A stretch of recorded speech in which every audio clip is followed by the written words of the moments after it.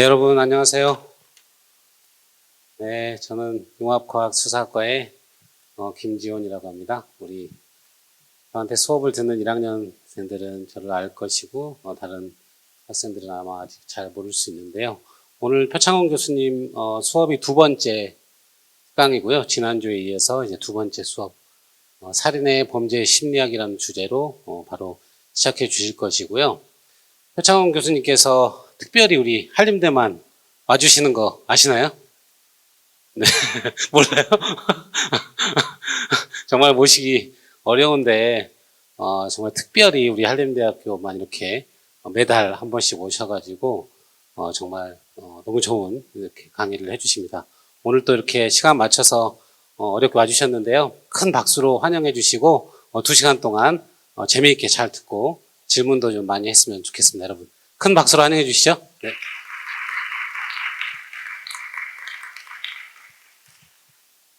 안녕하세요.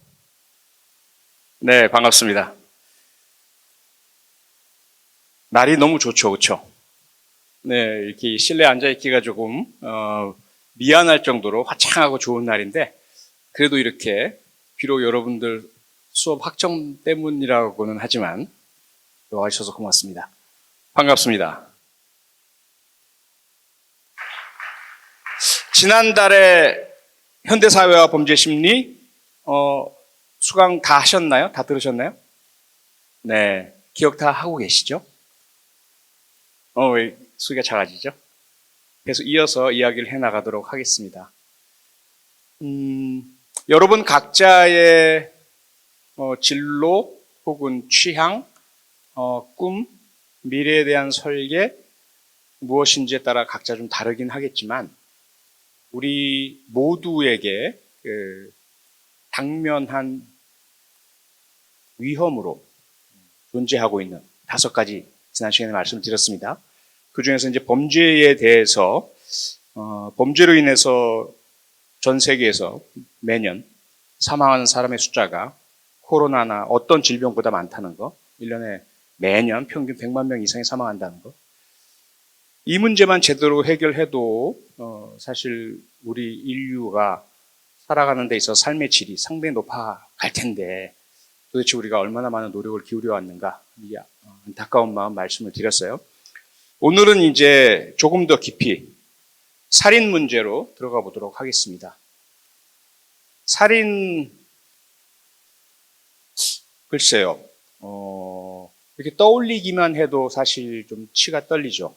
여러분들 중에서 혹시라도 주변에 계신 분들, 아는 분들이 살인의 가해자나 피해자로 연루된 적이 있는 분 혹시 있으신가요? 손 한번 들어주실래요? 아무도 안 계시죠? 다행스럽게도. 물론 이제 저는 있습니다. 정말 말씀드릴 수 없는 부분이 있고요. 매년 대한민국에서는 약 1000명, 아주 적게 발생하는 아주 축복받은 해에는 1년에 한 800명 정도가 살인 피해로 목숨을 잃는 일이 발생하고요. 좀 많이 발생하는 경우는 한 1200명 정도가 한 해에 살인으로 인해서 목숨을 잃게 됩니다. 한 명이 사망한다. 물론 생로병사, 인간의 숙명이고 언젠간 다 죽죠. 누구나 다 죽습니다. 그런데 그렇다고 해서 어떻게 죽느냐가 아무 문제가 아닌가? 그렇진 않지 않습니까?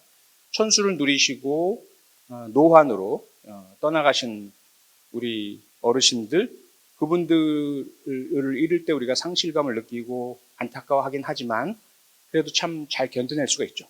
예.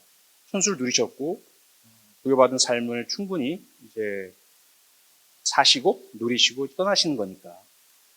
그런데 불의의 일로 본인이 원치 않은 상태에서 아직 채 인생, 생명 다 누리지도 못한 채 타의에 의해서 목숨을 잃어야 하는 이 살인이라는 상황이 발생을 하면 피해자뿐만 아니라 유가족, 그 주변 다 망가지고 부서지고 무너지고 상처 입게 되죠.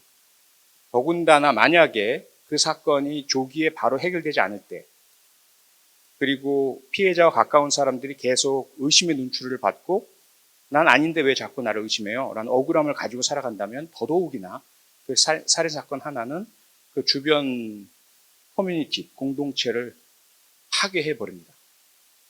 그래서 살인범죄는 물론 이제 우리 형법상 가장 무거운 형벌을 부과하는 사형까지도 가능한 가장 무거운 범죄인 것은 당연하고요.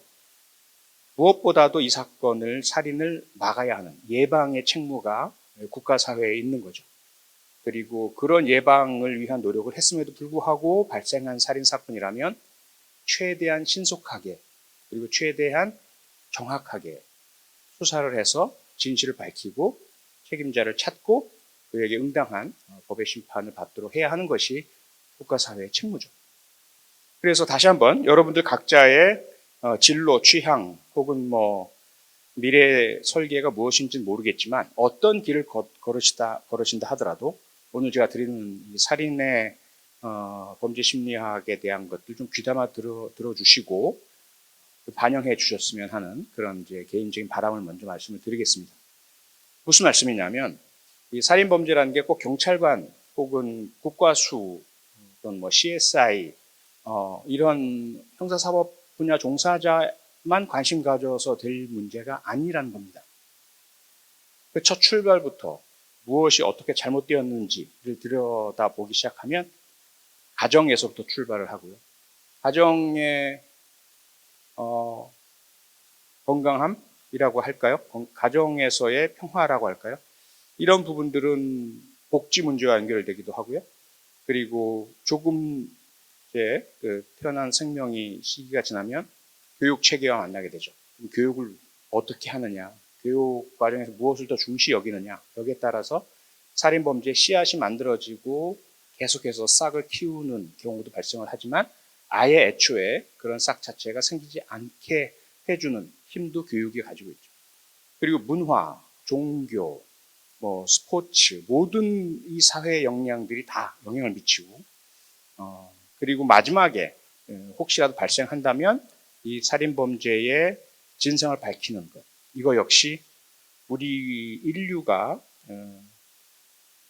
밝혀낸 과학적 진실 그 모든 분야들이 다 적용이 됩니다. DNA는 너무나 여러분 다 잘 아시죠? 4월 25일 며칠 전 세계 DNA의 날이었습니다.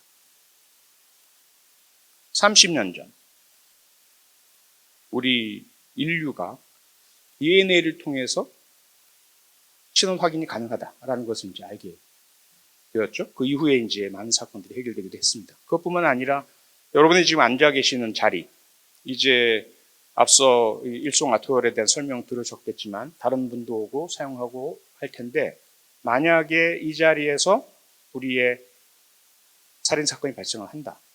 그러면 저를 포함해서 여러분 모두가 다 용의자가 되겠죠. 난 알리바이가 있어요? 그 자리에 온 적이 없어요?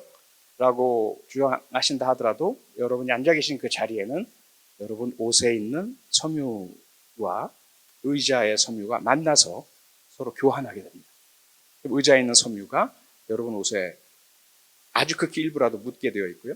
또 여러분 옷에 있는 독특한 섬유, 밖에서 활동하다가 묻은 독특한 물질, 흙, 먼지 이런 것들이 또 여러분 의자에 남게 되겠죠. 그걸 우리가 어떻게 찾아내고 밝히고 연결 짓느냐 이건 이제 또 다른 문제이긴 하겠지만요. 네, 서론이 조금 길었습니다. 그래서 살인 범죄가 얼마나 심각한지는 여러분들 다 잘 아실 테고 이 문제가 도대체 우리에게 어떻게 다가오는지 살인이라는 것이 다 모두 같지는 않다는 거, 그 이면에 무엇이 있는지 한번 좀 더 깊이 살펴보도록 하겠습니다. 살인이면 살인이지 살인에도 이렇게 세부 유형들이 많은가 하실 수도 있을 것 같아요. 근데 참 달라요. 처음 현장에서 접하는 죽음, 우리가 원인을 명확하게 알지 못하는 사람의 죽음 혹시 뭐라고 부르는지 아십니까? 뭐라고 부르죠? 암으로 투병하다가 병원에서 사망할 경우에는 암에 의한 병사라는 거 우리가 다 알죠. 그렇죠? 그리고 전장에서 상대방이 쏜 총을 맞고 사망했다면 전사, 총에 의한 총격이 뭐 후두부 혹은 뭐 심장, 관통을 해서 발생한 실혈, 쇼크, 뭐 이렇게 이제 사망의 원인들을 알 수 있는 경우도 꽤 많아요. 그런데 시신이 발견됐어요. 어떤 이유로 사망했는지 일단 현장에서 알 수가 없습니다. 그 경우에 우리가 그 죽음을 뭐라고 부르는지 혹시 아십니까? 모르세요? 변사라고 들어보셨죠? 변사. 처음 들어봅니까? 처음 듣는 분. 변사라는 이야기 처음 들어봅니다. 다 알고 계시네. 변사라고 하죠. 그럼 변사체를 발견했을 때 그 변사의 죽음의 종류, 원인, 어떻게 죽었는가? 이건 두 가지가 있습니다. 하나는 자연사 혹은 내인사라고 해요. 말 그대로 신체 내부에 있는 어떠한 현상에 의해서 죽음이 야기됐다는 뜻이죠. 그리고 그 과정은 자연스럽게, 자연스러움의 반대는 인위적인 거죠. 인위적인 영향 없이 일어난 죽음이다. 그래서 자연사, 내인사 혹은 병사라고 부릅니다. 그렇게 확인된다면 변사가 내인사, 자연사, 병사임이 확인된다면 이 사건은 타살 혐의점 없음. 그러면 이후에 바로 사망 진단이 이루어지고 장례 절차 들어가고 생명을 이제 보내드릴 수가 있게 되는 거죠. 근데 변사 사건인데 그렇게 뚜렷한 내인사, 자연사, 병사라는 것이 확인이 안 돼요. 그러면 부검이라는 걸 하죠. 법의학적인 부검을 통해서 죽음의 원인을 밝혀내게 됩니다. 그때 만약에 자연스러운 내적인 병에 혹은 노화 등에 의해서 일어난 사망이 아닐 경우에 외력의 작용, 흔적을 발견해야 되겠죠. 독극물 혹은 질식, 둔기나 예기의 손상, 그로 인해서 발생한 출혈, 실혈, 혹은 방기 손상, 뭐 이런 것들이죠. 그렇게 외인사, 밖에서 발생한 원인 때문에 죽은 사망. 일 경우에는 다시 이 외인사의 밖에서 발생한 원인의 유형과 종류도 세부적으로 따집니다.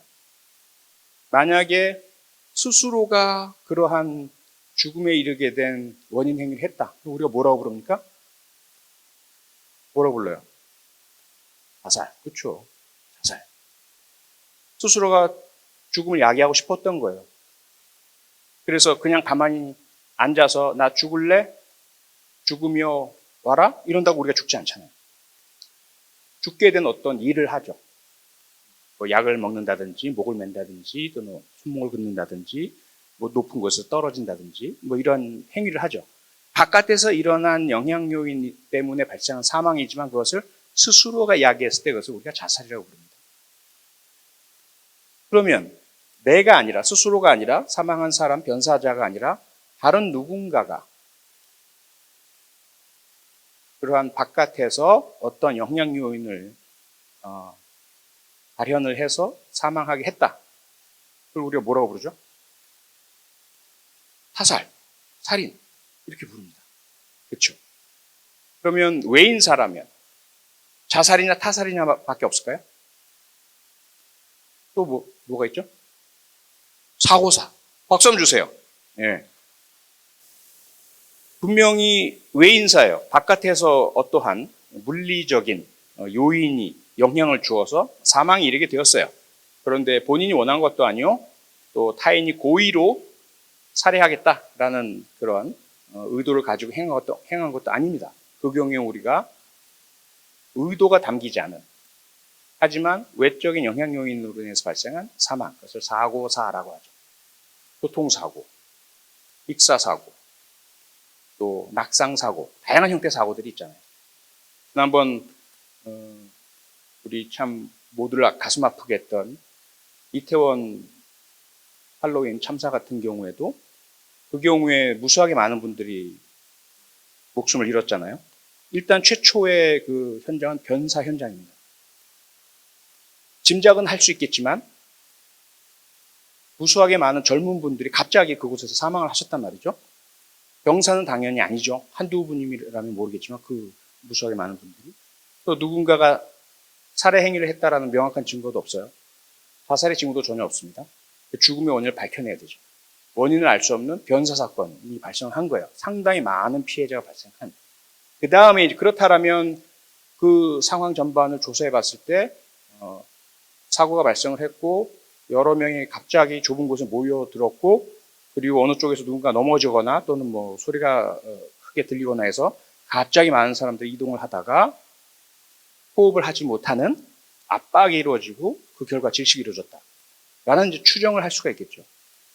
그런데 예를 들어 만약에 그 중에 극히 일부라도 누군가에게 고의적인 어떤 행동을 해서 사망이 이루어졌다라고 한다면 그건 또 다른 형태의 사망이 되는 거죠. 매우 어려운 그런 숙제가 부여된다. 어쨌건 살인이라는 게 그래요. 그래서 사람의 사망이란 것은 매우 엄중하기 때문에 생명이 무엇보다 중요하기 때문에 변사 사건이 발생했다라고 한다면 그 진실, 진상을 완전히 우리가 확인하기 전까지는 쉽게 단정이나 추정을 해서는 안 되는 거죠. 살인이라는 것이 이제 확인이 됐어요. 그럼 그 다음 문제가 나타나는 거죠. 살인이란 것은 자살이나 사고사, 병사와 다르게 누군가의 고의가 담겨 있죠. 이 사람의 사망을 야기하겠어, 이 사람을 죽이겠어, 죽게 할 거야 라는 의지가 담겨 있단 말이죠. 그러면 우리가 무엇을 밝혀야 됩니까? 누구이냐를 밝혀야죠. 그렇잖아요. 누구냐? 당연히 밝혀야 되지 않겠습니까? 누구냐를 밝히기 위해서이기도 하지만 그것만이 아니라 누구인지는 알았어요. 그런데 또 다른 의문이 남을 수가 있겠죠. 어떤 의문?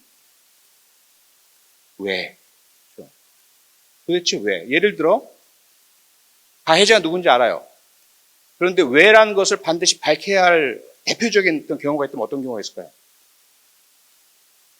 가해자가 누군지 밝혔는데 왜가 자연스럽게 따라오지 않고 밝혀야 할 대단히 커다란 숙제거리가 우리에게 던져졌어요. 어떤 경우? 만약에 가해자도 사망했다면 그런 사건 현장들이 꽤 있습니다. 과거에 우리가 동반 자살이라고 잘못 이름 붙였던 그 언론 매체에서 실제로는 그렇지 않죠. 한 가족의 어린이들 혹은 한쪽 배우자는 결코 사망하겠다는 의사가 없었어요. 죽고 싶지 않단 말이죠. 쉽게 말하면.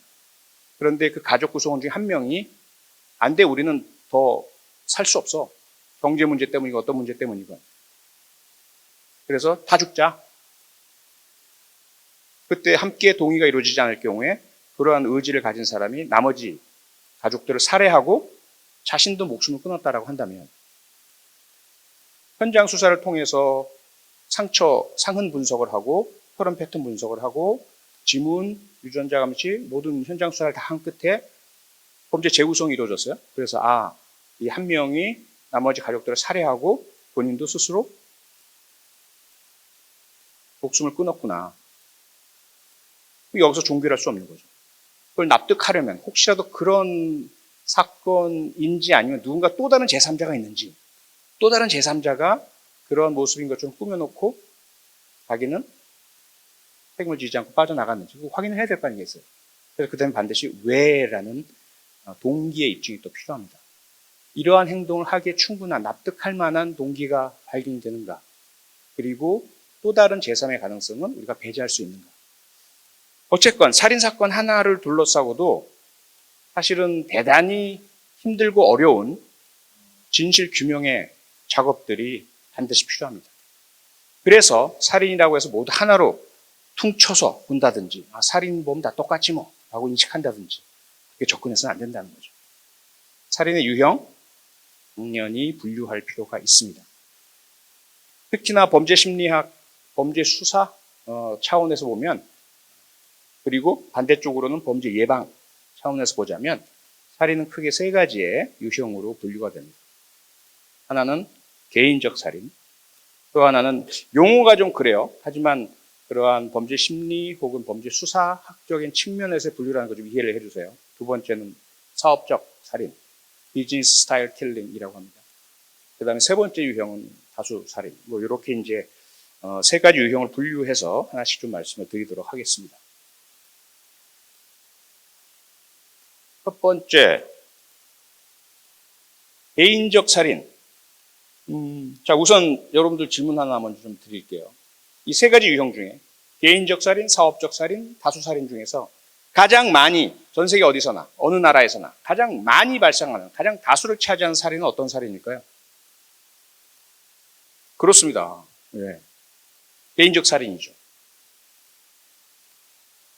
개인적 살인이라는 것은 그야말로 1대1의 관계, 가해자와 피해자. 개인 간의 동기가 있기 때문이죠. 도대체 어떠한 이유가 사람을 살해하기에 이르게 만들까요? 여러분들 중에서 혹시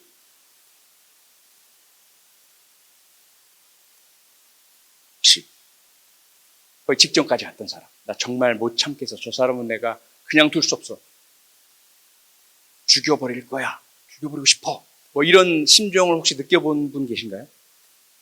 먼저 말씀드려 저는 있어요. 여러분들 중 혹시 있는 사람? 아무도 안 계신가요? 한림대는 천사들만 모여있는 천사들의 대학인 것 같습니다. 근데 실제로 살아오면서 그동안 무척 많은 사건들, 관련자들 만나서 제가 들여다보고 알아보면 꼭 살인 범죄를 저지르지 않는다 하더라도 살아가다 보면 사람들 간의 관계, 또 우리 사회의 특성들 때문에 살인 욕구를 느끼는 경우들은 거의 대부분의 사람들에게서 발견됩니다. 그걸 실행에 옮기지 않을 뿐이죠. 살인 욕구를 느끼는 것과 실행에 옮기는 것 사이에는 다리가 놓여 있죠. 혹은 선이 있죠. 넘어서느냐 넘지 않느냐의 차이인데 어떻게 보면 대단히 그 선, 다리가 얇은 경우도 있고요. 각자의 성장 과정이나 그 당시 상황, 상대방의 태도에 따라서 어떤 경우는 대단히 크고 넓은 경우도 있죠. 어쨌건 가장 다수를 차지하는 개인적 살인은 우리 일상생활에서 발생하는 관계에서 주로 시작이 됩니다. 여러분들이 그런 욕구를 안 느껴보신 분들이라서 좀 어려운데 이해를 도와드리기가 그런 걸 이제 느껴본 분들이라면 잘 알 거예요. 가장 많은 경우는 지난 시간에도 말씀드렸다시피 현대사회와 범죄심리에서 분노죠. 분노의 힘은 무척 강합니다. 분노에 휩싸인 사람은 사실은 이성적인 판단보다 분노가 더 강한 힘을 발휘하기 때문에 분노에 휩싸이지 않았을 때라면 절대로 하지 않을 행동을 하는 경우들이 많아요. 소리를 지르고 폭력적인 행동을 하고 물건을 부순다든지 어떤 행동이든지 그 중에 이제 살인 행위도 포함이 될 수가 있는 거죠. 그 분노에도 크게 보면 두 가지가 있어요. 하나는 뜨거운 분노. 막 격정이 끓어오르는 거죠. 꼭지가 도는 거죠. 열받치는 거죠. 보이는 게 없는 거죠. 확 불처럼 휩싸이는 분노의 힘에 사로잡힌 사람은 사실 자기가 뭘 하는지도 모르면서 그 행동을 하는 경우도 꽤 많아요. 그런데 그 분노에는 이러한 뜨거운 분노만 있느냐? 차가운 분노도 있습니다.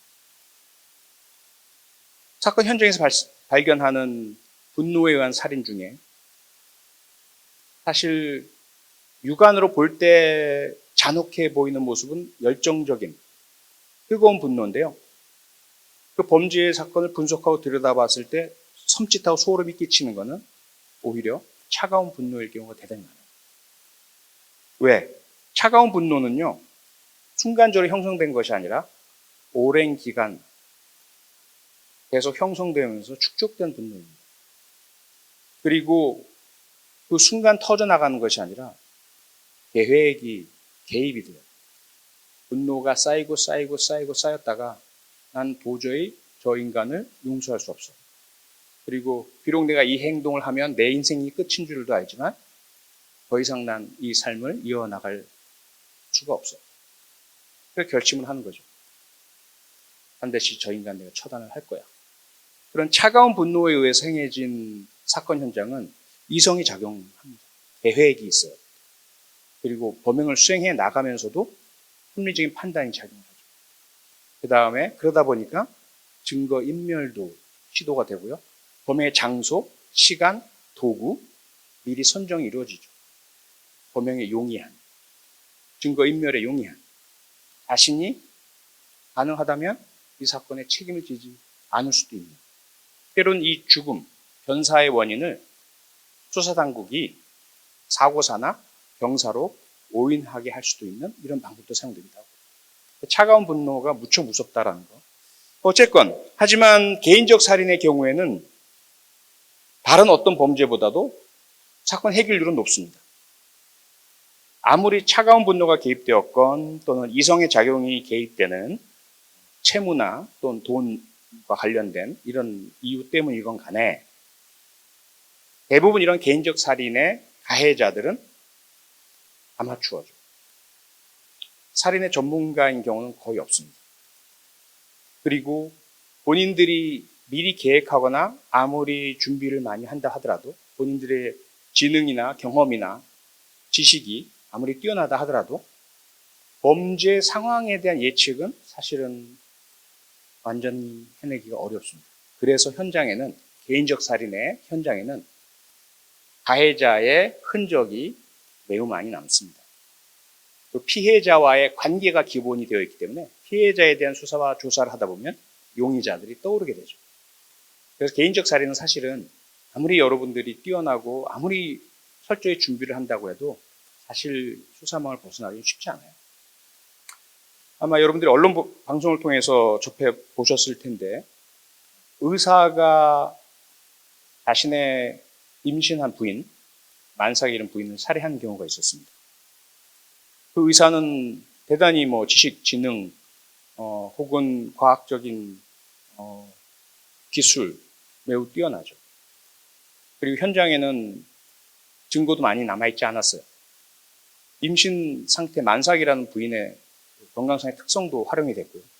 그리고 자세 질식사라는 일반인은 잘 모르는 그런 사망의 유형과 종류에 대한 그런 방안도 사용이 됐죠. 하지만 역시 그는 자신의 그러한 뛰어난 능력이 발휘된 계획이 수반되었기 때문에 오히려 그것이 단서가 되고 증거가 확보가 되어서 징역 20년형을 선고받게 됩니다. 끝까지 범행을 부인했지만. 부산의 사이버 분야 최고의 전문가라고 일컬어졌던 교수가 있었어요. 대한민국 최고의 대학 과정을 나오고 경찰과 검찰의 자문위원이기도 했죠. 그 사람 역시 자신의 전문 지식과 모든 지위와 지능, 지식을 다 활용을 해서 완전 범죄를 꾀했지만 결국 검거가 되었고 살인죄의 유죄를 선고받았습니다. 그리고 모 지방경찰청의 강력계장, 살인을 포함한 강력사건 수사의 전문가죠. 무수하게 많은 다른 사람들의 사건들을 수사했어요. 범인들이 어떻게 행동을 하고 어떤 증거가 남는지, 왜 검거되었는지 잘 알죠. 그도 살인을 저질렀습니다. 개인적 살인을, 자신의 모친을, 그리고 자신이 검거되지 않으리라는 기대하에 미리 범행 도구를 준비하고 얼굴을 가리고 바이크형 헬멧을 구입을 하고 그래서 쓰고 CCTV를 피해서 범행을 저질렀습니다. 하지만 그가 그러한 수사의 방법과 기법을 알았기 때문에 오히려 너무나 쉽게 검거가 되었죠. 어떻게 검거가 되었을까요?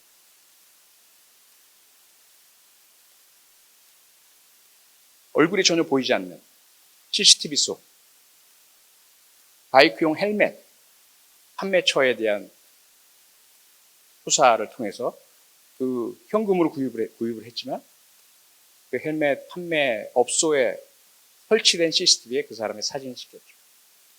너무나 쉽게 홍보됐어요. 그리고 그 사람은 그 지방경찰청의 강력계장이니까 수사하는 형사라면 모르는 사람이죠. 어쨌건 개인적 살인은 그래요. 그래서 비록 살인에 이르게 된 이유나 동기야 무척 다양하지만 가해자와 피해자 간에는 관계란 것이 있고 그 관계에서 비롯된 범행 동기와 함께 그렇기 때문에 남겨지는 현장 증거들 또 피해자와의 관련성 때문에 사실 거의 대부분은 해결이 된다. 이렇게 이해하시면 될 것 같습니다. 다만 이따가 다시 말씀을 드리겠지만 이 사건 자체가 개인적 살인인지 아니면 사업적 살인인지 아니면 다수 살인인지 이 판단을 초기에 잘못하는 경우들이 발생해요. 그래서 실제로 개인적 살인이 아닌데 개인적 살인이라고 오인해서 피해자에게 가장 원한을 많이 가진 사람, 피해자와 관계가 얽혀 있고 분노 감정이 형성될 만한 사연이 있는 사람이 의심받고 추궁받고 그리고 탈탈 털리고 호초를 겪는 일들이 가끔 발생을 합니다. 좀 이따 다시 제가 말씀을 드릴게요. 자, 앞서 제가 이제 그 표현상의 그 아쉬움을 말씀을 드렸어요. 근데 다른 대안적 표현을 아직까지 좀 못 찾아서 그냥 원어 영문 그대로를 번역해서 말씀을 드리는데 왜 사업적 살인이라고 하느냐? 개인적 살인은 살인 그 자체가 목적이죠. 누군가를 살해해야 되는 거죠. 살해하고 싶은 거죠. 살해하기 위해서 행한 범죄이죠. 그런데 이 두 번째 유형, 사업적 살인은 완전히 다릅니다. 다른 목적이 있는 거예요. 다른 어떤 목적이 있고 그 목적을 달성하기 위한 수단으로서 살인을 합니다. 그래서 수단으로서의 살인 혹은 도구로서의 살인. 그런데 그것이 행해진 행태가 합리적인 이성적 판단에 의해서 자신의 이해관계 때문에 선택하는 것이다 보니까 비즈니스 스타일 또는 뭐 사업적 살인 이렇게 부르고 있는 겁니다. 어떤 경우가 있을까요? 가장 대표적인 것은 돈 때문이죠.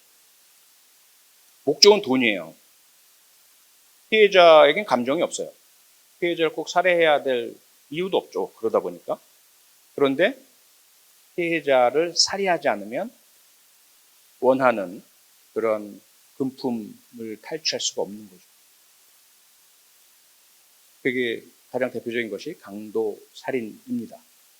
물론 범인의 범죄 수법이, 기법이 또는 도구가 발달되어 있다면 굳이 피해자를 살해하지 않고도 자신의 범행 목적인 강도만을 행할 수도 있겠죠. 그런데 그런 경우는 따로 있고요. 그 다음에 사실 강도라는 것 자체가 돈이 많이 궁하기 때문에 다른 방법으로는 돈을 구할 수 없기 때문에 행한단 말이죠. 그리고 범죄의 전과나 기법 방법이 숙달되어 있는 경우라면 이미 그 전에 저지른 범죄 때문에 장기 수용이 되어 있겠죠. 그러다 보니까 강도 범행이 그렇게 영화나 드라마에서 보듯이 아주 깔끔하게 전문적으로 피해자에게 큰 피해 남기지 않고 돈만 탈취하고 성공적으로 끝나는 경우가 많지가 않습니다. 그래서 참 안타깝죠. 그런데 현장에서 우리가 변사 사건을 수사해야 될 입장에서 현장을 딱 들어갔을 때 보이는 현장 모습이 이것은 강도 살인입니다라고 보여주는 현장도 있죠. 현장 취급, 현금 취급업소, 그리고 강제적인 침입의 흔적, 아울러 금품을 탈취하기 위한 물색흔, 그리고 탈취당한 금품들, 위장의 흔적은 발견되지 않고 뭐 이렇다라면 이건 강도살인이구나 라는 걸 우리가 확인하게 알 수 있어요. 그런데 때로는 그 경계선상에 있거나 혼란을 야기하는 경우들도 있습니다. 강도살인에서 보이는 물색흔이 보여요. 물색흔이란 건 뒤진 흔적이죠. 또 여기저기 열고. 근데 그게 그렇게 자연스러워 보이지 않습니다. 이건 혹시 위장의 흔적 아닙니까? 그리고 피해자에게 가해진 공격이 너무나 잔인해요. 불필요할 정도로. 사업적 살인 말씀을 드릴 때 피해자와 가해자 간의 관계가 없기 때문에 그리고 감정적 동기가 없어서 피해자를 죽일 이유가 특별히 없고 단지 자신의 목적 달성을 위한 수단으로 하기 때문에 이성이 작용한다 말씀드렸어요. 그래서 대개 강도 살인에 있어서 피해자에게 발생한 상처들은 그렇게 잔인하거나 많지 않습니다. 꼭 필요한 최소의 공격만 있는 경우도 많죠. 그런데 만약에 그렇지 않을 경우 피해자에게 남겨진 상처가 너무 많아요. 사후 손상이라고 이야기하는 이미 심장 박동이 멈추고 그래서 출혈도 없는 그런 손상도 발견이 돼요. 도대체 왜? 강도 살인이라면 이럴 리가 없을 텐데. 오버킬, 지나치게 잔인한 너무 많은 공격도, 형식적으로 보이는 물색은, 탈취된 금품도 그렇게 많아 보이지 않고, 또 그렇게 많은 금품이 있으리라고 예상되는 장소도 아니고, 그럴 경우에 상당히 어렵죠. 그래서 이것을 강도살인이라고 단정하기 어렵기 때문에 우선은 강도살인을 위장한 개인적 살인의 가능성을 염두에 두고 피해자 주변 수사를 할 수밖에 없습니다. 어떤 사건이 있었느냐? 전주에서 한 20여 년 전입니다. 한 약국에서 야간에 혼자 약국을 지키던 여성 약사분이 아주 잔인하게 여러 곳을 찔린 자상들이 발견되는 이 잔인한 공격 끝에 피살당한 변사 사건이 있었어요. 물론 이제 약국의 그 서랍들은 다 열려져 있고 뭔가 탈취하는 듯한 이런 물색 흔들이 있었죠. 이 사건을 어떻게 봐야 될 것인가? 강도 살인으로 보기에는 뭔가 의문의 여지들이 많다. 우선 약국이란 곳, 이곳에 과연 얼마나 많은 현금이 있다고, 요새 거의 다 카드 쓰잖아요. 그런 무모한 공격을 할까? 두 번째, 약국이란 곳은 대개 거리에 있죠. 지나가는 사람, 목격자가 있을 가능성이 많죠. 또 여전히 열려있는 약국이요. 다른 약을 사기 위해서 오는 손님이 있을 수도 있겠죠. 환자가. 게다가 약국에서 탈취할 수 있는 금품, 흉기로 위협해서 돈 내놔 하고 받고 도망가면 될 텐데 왜 굳이 오랜 시간 머물면서 자신에게도 많은 혈흔이 묻을 텐데 이렇게 잔인한 공격을 많이 했을까? 그래서 이것은 강도살인이기보다는 원한관계, 치정관계 등에 의한 개인적 살인일 것이다 라고 수사 방향이 잡혔습니다. 그래서 피해자 주변 수사를 쫙 진행해 나갔어요.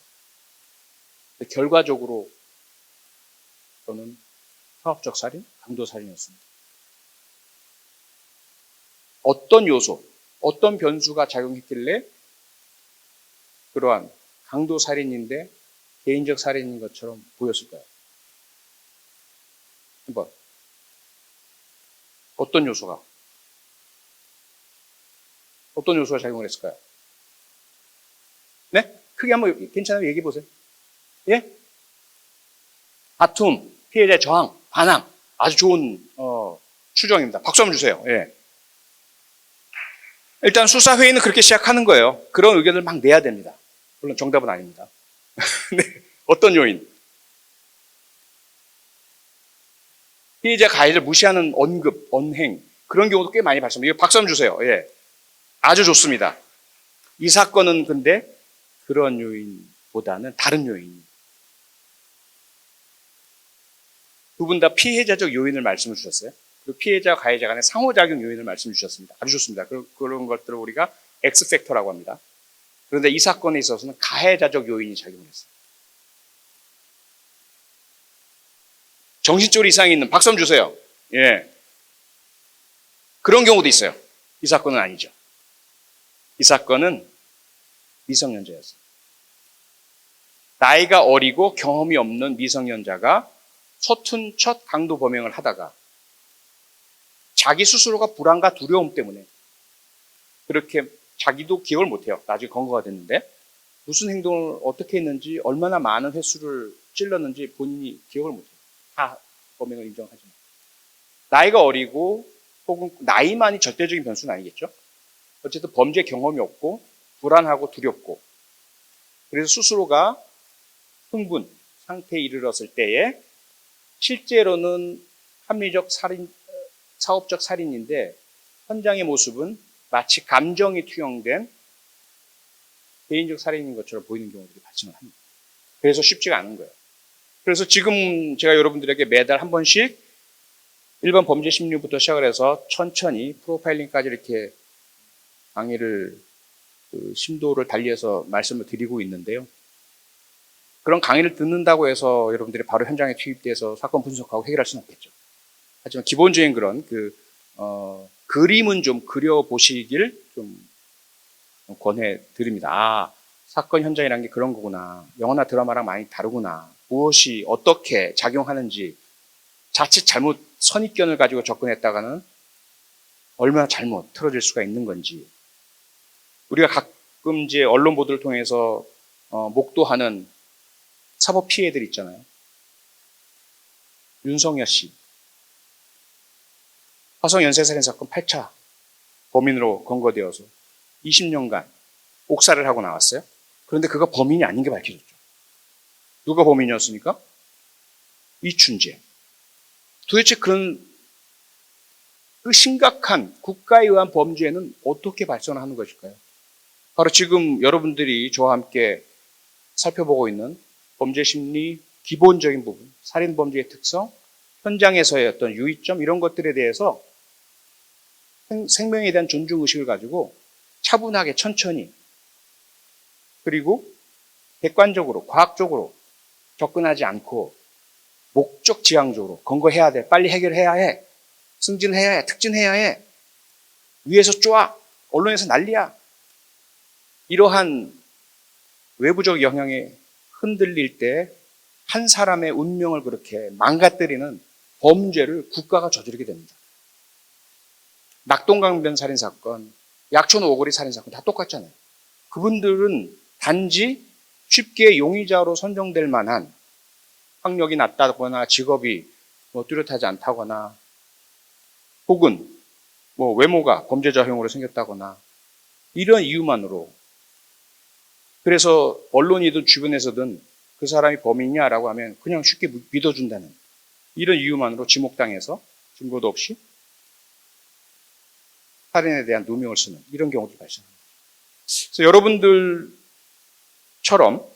이렇게 기본적인 범죄 심리와 살인의 특성, 현장 수사의 중요성 이런 것들을 이제 차분히 공부한 사람들이라면 절대로 그런 잘못을 저지르진 않으리라고 확신을 합니다. 자, 그러면 이런 사업적 살인의 가장 큰 특징이 앞서 개인적 살인과 달리 피해자에 대한 살인 동기를 가지지 않은 자가 자신의 목적 달성을 위해서 살인을 선택해서 행하는 것이다 라고 말씀드렸어요. 그래서 앞서 말씀드렸던 변수, 범인이 미숙하고 정신적으로 흥분, 불안에 휩싸여 있고 심리적으로 불안정하고 혹은 여러분이 학생들이 말씀해 주신 것처럼 피해자의 강한 저항이나 가해자를 무시, 모멸하는 언사나 이러한 다른 요인들이 작용을 하는 그런 경우가 아닌 경우에는, 예외적인 경우죠. 그런 예외적인 경우가 아닌 경우에는 이 사업적 살인들은 범인들이 대단히 합리적으로 행동을 합니다. 그렇죠? 감정이 휩싸이지 않죠. 그래서 사전에 철저히 준비를 하기도 하고요. 현장에 증거를 남기지 않기 위해 노력을 하고요. 필요하다면 증거 인멸을 하거나 현장 조작을 하고요. 더더욱이나 사건이 발생한 이후에 우리가 현장에 갔을 때 피해자 주변 수사를 통해서는 범인에게 도저히 다가갈 수가 없는 거죠. 피해자와의 연결고리가 없는 거예요. 아무리 피해자의 스마트폰 주소록을 다 찾아보고 SNS 활동을 들여다보고 만났던 사람, 관계 있었던 사람, 참여한 어떤 단체, 동아리 아무리 들여다봐도 가해자와의 접점이 없는 거죠. 그래서 사업적 살인은 참 해결하기 어려운 사건이 됩니다. 때로는 피해자의 사망을 원하는 동기를, 살인 동기를 가진 사람은 따로 있어요. 이것을 실행에 옮기는 사람은 또 별도로 있어요. 어떤 경우가 있을까요? 어떤 경우?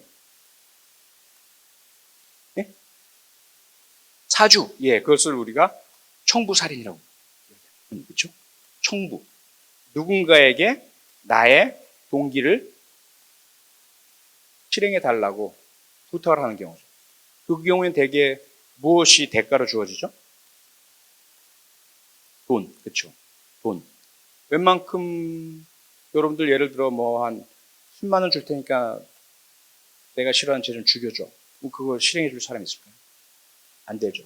상당한 거액이 대개 수반이 됩니다. 그리고 그러한 청부를 할 만한 역량이 있는 자가 그러면 그런 행동을 하게 되겠죠. 그리고 자기와 아무런 상관이 없고 자신에게 살인 동기가 없는데도 누군가를 그런 다른 사람의 부탁, 요청 또는 다른 사람이 준 돈 때문에 살인을 행한다. 이것도 쉽게 할 수 있는 건 아니죠. 여러분 같은 경우 예를 들어 10억 원을 준다. 그러면 한번 총부살인을 해볼까 생각을 해보겠다는 분 한번 손 들어주세요. 뭐 지금 당장이 없겠지만 혹시 마음속으로 있다면 생각을 해보시고요. 실제로 그게 쉽지가 않죠. 아무리 많은 돈을 준다고 해도 내가 다른 사람의 생명을 그럴 이유도 없고 나와 상관도 없는데 빼앗는다. 그건 쉽게 일어날 수 있는 일이 아닙니다. 그래서 아무리 현장에 가해자와 피해자 간의 관계의 특성을 발견하기 어렵고 증거가 남지 않는다 하더라도 이런 짓을 행할 만한 사람의 숫자가 많지 않다 보니까 역시 해결의 가능성은 있는 거죠. 그리고 가해자와 살인 동기를 가진 사람 사이에 연락행위, 그 많은 돈을 어떻게 전달할 것인가, 흔적을 남기지 않기 위해서 금융거래가 아니라 현금으로 주고자 한다? 그럼 만나야 되잖아요. 어떤 방식으로든 그러한 근거를 찾아내게 됩니다. 그래서 역시 이러한 사업적 살인 또한 개인적 살인보다 수사가 쉽진 않지만 좀 더 광범위한 수사를 해야 하고 좀 더 많은 증거를 확보해야 하고 그리고 용의선상에 피해자와 관련 없는 이런 행동을 할 만한 사람들을 올려야 하는 수고로움이 있긴 하지만 역시 상당 부분 해결이 됩니다. 거의 다 해결된다고 보시면 되겠죠. 아주 예외를 제외하고요. 세 번째 유형이 있어요. 세 번째 유형은 앞서 두 가지의 보편적으로 많이 발생하고 있는 살인과 다릅니다. 살인을 한다는 거, 한 사람의 생명을 없앤다는 거, 뺏는다는 거, 이 자체도 엄청나게 심각하잖아요. 일생을 거쳐서 한 번 그런 짓을 한다. 그로 인해서 발생하는 죄책감, 두려움, 그걸 감내하고 살아간다는 거 쉽지 않습니다. 그래서 때로는 과거에 이제 살인죄 공소시효가 있었을 때 공소시효가 완성되기 며칠 전에 도저히 스스로가 참을 수 없어서 매일매일 찾아오는 밤의 악몽, 그래서 잠도 제대로 못 자고 주변에서 계속해서 누군가 자기를 감시하는 것 같고 알아보는 것 같고 노크 소리가 들리고 초인종이 울리면 경찰이 이제는 나를 잡으러 오는가 보다는 그 불안감 속에서 살아가다가 10여 년을 살아가다가 도저히 못 견뎌서 자수하는 경우도 꽤 많이 발생해요. 그만큼 이 살인범죄라는 것은 쉽지 않습니다. 그걸 감내하고 살아간다는 것도 결코 쉽지 않아요. 그런데 이 세 번째 유형은 그걸 한 번에 한 사람을 살해하는 것에 그치는 것이 아닌 거죠. 여러 사람을 살해합니다. 여러 사람을 살해하는데 어떤 경우는 한 번에 한 자리에서 이렇게 많은 분이 있는 곳에서 마구 뭐 총을 쏜다든지 총기 난사 사건 미국에 많이 발생하죠. 불을 지른다든지 2003년 대구 지하철 방화 참사 김대한 혹은 칼을 들고 막 찌르고 돌아다닌다든지 진주의 안인득, 신림역의 조선, 분당 서현역의 최원종 이런 경우들이죠. 앞선 두 유형의 살인과는 전혀 다르죠. 개인적 살인이나 사업적 살인에서 범인들이 가장 염두에 두는 것은 첫째는 살인이라는 범행 목적의 달성이겠지만 그거보다 더 많이 신경 쓰는 것은 자신이 검거되지 않겠다는 겁니다. 그래서 어떻게 하면 내가 잡히지 않을까를 염두에 두고 행동을 하죠. 이 세 번째 유형 중에서 한 장소에서 여러 명을 살해한 사람들 중에 그러한 준비와 계획을 하는 경우는 거의 없습니다. 대부분의 경우는 이러한 다수살인, 한 장소에서 여러 명을 살해하는 경우는 이 범인에게 있어서는 인생의 마지막 행동이에요.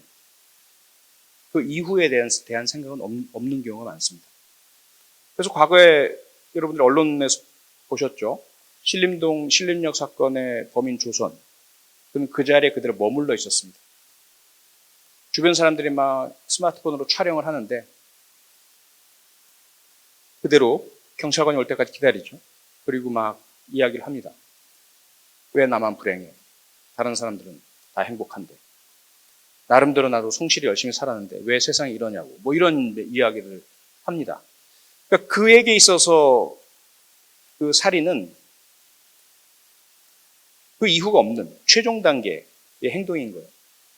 때로는 미국 버지니아 공대 다중살인범 조승희, 우리나라 사람이죠. 그런데 8살 때 가족과 함께 미국으로 이민을 가서 미국 시민이 된 국적상으로는 미국인입니다. 태어난 것은 한국인이고. 근데 그 조승희 같은 경우에는 미국 사회에서의 부적응, 어린 시절 학교에서의 따돌림, 인종차별 이런 것들에 더해져서 부모님의 강한 교육열, 결과적으로는 명문 중에 하나라고 할 수 있는 버지니아 공대에 진학을 했지만 자기 삶에 있어서의 안정은 찾지 못한 거죠. 그리고 여성들 쫓아다니면서 스토킹하고 이러다가 신고당하고 결국 그가 선택한 것은 마지막 그 22살, 23살 그 한창인 여러분과 유사한 연령대의 나이에 인생을 끝내기로 마음을 먹은 거죠. 그런데 혼자 끝나기는 억울하니까 여러 명을 함께 그래서 미리 여러 개의 총기를 구입을 하고 많은 수의 탄약들을 구입을 한 다음에 자신이 왜 이런 범행을 저지른지를 영상으로 촬영을 해서 미국의 방송국에 보내고 그리고 나서 이제 강의실 밖으로 가서 수업이 진행되고 있는 강의실에 밖에 문을 다 쇠사슬로 잠가버린 거죠. 아무도 못 도망가게. 그럼 들어가서 조준 사격을 합니다. 32명을 살해하죠. 이런 일들이 이제 다수살인이에요. 그래서 가장 우리들에게 충격과 공포를 안겨주는 다수살인은 공공장소에서의 다수살인이죠. 조선이나 최원정처럼 또 조승희처럼 안인득처럼 사람들이 많이 모인 곳, 다중운집장소 이런 곳에서 마구 범행을 저지릅니다. 그런데 우리가 덜 관심을 갖고 있는데 좀 더 많이 발생을 하고 있고 더 끔찍한 어쩌면 그런 다수살인이 있어요. 그게 뭐냐면 바로 가족 내에서 발생하는 다중살인이에요. 얼마 전에 경기도 안양에서 두 아들과 어머니 세 식구가 무참하게 피살당한 사건이 발생을 했죠. 그리고 그 집의 아버지가 119 신고를 합니다. 현장에 도착한 구급대원은 3명이 사망했음을 확인을 했고 함께 출동한 경찰관들은 사건 현장이 살인사건임을 바로 한눈에 알 수 있었죠. 현장 보존하고 현장 수사 들어갔고 신고자이며 목격자이고 피해자인 피살된 3명의 가족인 아버지 또 남편에게서 이제 현장 진술을 했습니다. 이 사건 기억나시죠? 어떻게 된 거죠? 그 최초의 신고자이자 목격자이자 피해자인 아버지 남편이 범인이었죠. 그는 자신의 가족 3명을 무참하게 살해하고 무척 자상이 많았습니다. 그리고는 씻고 옷 갈아입고 현장을 이탈해서 PC방 가서 1시간 동안 게임하고 시간을 보내다가 집으로 와서 마치도 현장을 처음 발견한 것처럼 119 신고를 했던 것이었죠. 그리고 나중에 다 진상이 드러났습니다. 이 경우는 좀 독특한 경우이죠. 상당히 많은 다른 경우에는 가해자가 피해자들을 살해하고 본인 스스로도 목숨을 끊으려고 시도합니다. 그래서 스스로 사망한 경우도 있고 시도만 하고 실패해서 본인은 살아남은 경우들이 꽤 많죠. 서울 소초동에서 어머니와 두 딸이 사망했던 사건. 역시 그 사건도 범인은 아버지이자 남편이었고요. 현장에 없는 그 아버지와 남편을 경찰이 찾아서 수배했는데 그가 발견된 곳은 부산 인근이었습니다. 경찰에 검거되었을 때 그가 한 말은 자기도 죽으려고 했다. 자기도 죽기 위해서 자신의 고향, 연고지를 찾아갔던 것이다. 이렇게 주장했습니다. 하지만 죽을 용기는 없었던 거죠. 자기의 가족을 살해할 용기는 있었습니다. 그러한 일들이 우리 주변에서 계속 발생을 하고 있고 가장 심각한 문제라고도 볼 수 있습니다. 전라남도 완도에서도 어머니와 딸이 사망한 채 발견되었고, 그리고 남편, 아버지는 다른 곳에서 또 사망해서 발견되기도 했었죠. 그 역시 유사한 사건이고요. 과거엔 이런 사건들을 가족이기 때문에 혹은 부모니까 가족과 함께 사망하려고 했다. 이래서 동반 자살이라는 잘못된 용어로 부르기도 했었어요. 근데 실제로는 그렇지 않죠. 피해자들은 전혀 자살 의지가, 동기가 없었고요.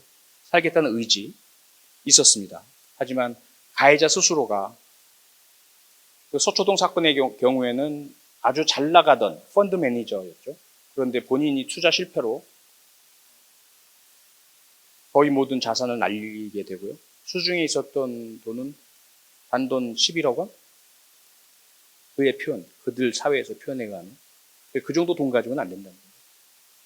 그래서 우리가 여기서 죽는 게 나아. 그렇게 전락한, 부를 잃어버린 가족은 주변에서 인정도 받지도 못하고 사회의 그런 상류층으로서의 넉넉한 생활을 하지 못하니 우리는 죽는 게 나아. 이게 이제 그 가장 아버지의 독단적인 혼자만의 판단이었던 거죠. 다른 가족의 의사는 전혀 존중하지 않은 채. 이것이 이제 도메스틱 매스 킬링, 가정 내에서 발생하는 다수 다중 살인의 전형적인 형태들입니다. 이렇게 한 번에 한 장소에서 여러 명을 살해하는 경우만 다수 살인이 아니고요.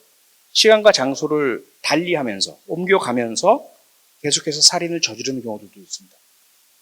여기 이제 두 가지 유형이 있습니다. 하나는 연속 살인, spree murder라고 하는 형태가 있고요. 또 하나는 연쇄 살인, serial murder라고 하는 유형이 있어요. 이 두 유형에는 아주 명확한, 매우 중요한 차이가 있습니다. 어떤 차이냐면, 이 연속 살인은 분명히 시간과 장소를 달리하면서 여러 명을 살해한다는 것은 같아요. 그런데 이 spree murder 혹은 연속 살인은 그 전체의 살인 행위가 하나의 연속된 흥분 상태에서 이루어집니다. 살인이라는 결코 해서는 안 돼요. 극단적인 행동을 하게 된 어떤 이유가 있겠죠. 세상에 대한 원망, 자신의 처지에 대한 비관, 또는 스스로를 무시하고 자기를 인정해주지 않는 주변에 대한 복수심, 무엇이든지 각자의 자기만의 이유들이 있을 거예요. 그래서 이들은 안 되겠어? 내가 사람들 다 죽여버릴 거야? 이런 어떤 격정과 흥분에 사로잡힌 채 사람들을 살해합니다. 그런데 그것이 한 번에 한 장소에서 그냥 조선이나 최윤정처럼 그렇게 터져 나가는 것이 아니라 여기서 한 사람 살해하고 이동해 가서 또 다른 사람 살해하고 이동해 가서 또 다른 사람 살해하고 이런 형태로 나타나는 경우가 연속살인, spree murder의 형태예요. 가장 대표적인 것, 여러분들은 좀 기억 아마 못 하시겠지만 여러분들이 아주 어렸을 때 발생한 사건이에요. 미국에서 스나이퍼 킬링이라는 사건이 있었어요.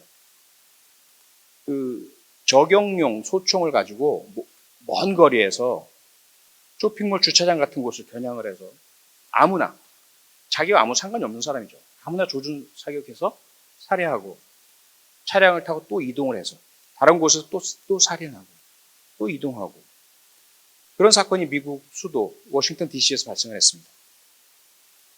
공포에 휩싸였죠. 당연히 미국 사회는. 계속 뉴스에서 이 범인의 정체도 모르겠고 여러분도 주의하시고 신고해달라 이런 이제 뉴스 메시지가 계속 나가고 있는 상태였고요. 그러다가 이제 목격자가 발생을 하고 몽타주가 나타나기 시작을 하고 사격이 이루어진 장소를 탄원 분석을 통해서 추정하게 되면서 떨어진 탄피를 발견하게 되고 탄피와 탄두를 통해서 사용된 총기의 종류가 발견되고 이렇게 이제 서서히 조여가기 시작을 하면서 범인은 2명, 아버지와 아들 부자였다라는 것이 이제 확인이 된 사건이 있었어요. 그 사건의 경우에도 며칠에 걸쳐서 범인이 검거되지 않은 채 계속해서 범행이 이루어졌지만 전체적으로 그 행위는 하나의 심리적 흥분 상태, 살인 범행을 하겠다라고 결심하게 된 그런 동기가 지속되고 있는 상태에서 이루어지는 시간과 장소를 달리하긴 하지만 우리나라에서는 어떤 사건인가요? 우리나라는 다행스럽게도 총기 소지가 허용되지 않다 보니까 주로 칼에 의해서 이루어지는 범행들이 많죠. 우리는 어떤 사건이 있었냐면 두 가지 사건만 간단히 말씀드릴게요. 하나는 이제 서울 인근의 두 사건 모두 서울 인근의 수도권에서 발생한 사건인데요. 한 동네에 60대 각자 집에서 계시던 분들이 칼에 찔려서 피살당하는 일들이 한 두서너 시간 사이를 두고 계속해서 발생합니다. 계속 살인사건이 발생을 하는 거예요. 그래서 경찰이 출동을 했는데 이미 범인은 현장에 없고요. 그리고 일반 가정주택이다 보니까 CCTV도 없고요. 아주 잔인한 공격의 흔적만 남아있는 상태였죠. 강도살인인가? 뒤진 흔적도 전혀 없어요. 그리고 현장에 범인이 머문 시간도 매우 짧고요. 그럼 원한 살인일 텐데 피해자 주변에 원한 관계 수사를 하는 중에 저쪽에서 또 살인사건이 발생을 한 거죠. 같은 흉기, 같은 방식. 현장에 남겨진 혈족적, 신발의 바닥도 똑같은 것이었고 이게 뭔가 또다시 피해자가 또 발생을 한 거예요. 이 사건이 도대체 왜 발생을 했을까요? 60대의 지역에 여성도 있고 남성도 있습니다. 피해자들이 같은 시간대에 계속해서 자신의 집에서 피살당한 채 발견이 되었어요. 원인은 고스톱이었습니다. 동네 5, 60대들이 모여서 고스톱을 치고 이랬었는데 분명히 돈을 잃은 거예요. 그런데 돈을 잃었을 뿐만 아니라 나머지 사람들이 짜고 치는 고스톱을 했다. 자기 돈을 뺏어 가려고. 이런 의심을 하게 된 거죠. 항의했지만 받아들여지지 않았고 증거를 내놔봐. 증거를 내놓을 수가 없고 또 무시당한 거죠. 범죄 전과가 있었는데 전과자라는 소리도 듣고 그 자리를 벗어났습니다. 나머지들은 아이고 저놈 또 저러네. 이러다가 또 헤어졌고 그 흥분과 분노에 휩싸인 가해자가 흉기를 들고 피해자 집을 찾아가면서 계속 살인을 한 거예요. 이런 경우를 우리가 스프리 머더, 또 연속 살인이라고 합니다.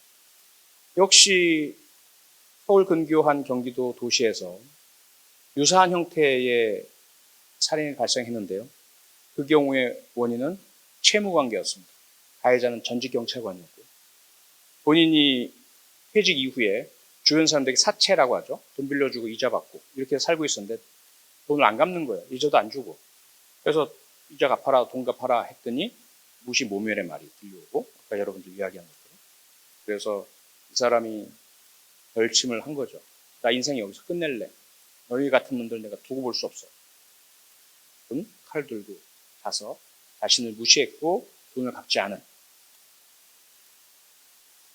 불의하고 부도덕한 사람들을 응징하겠어 라는 생각으로 살해하면서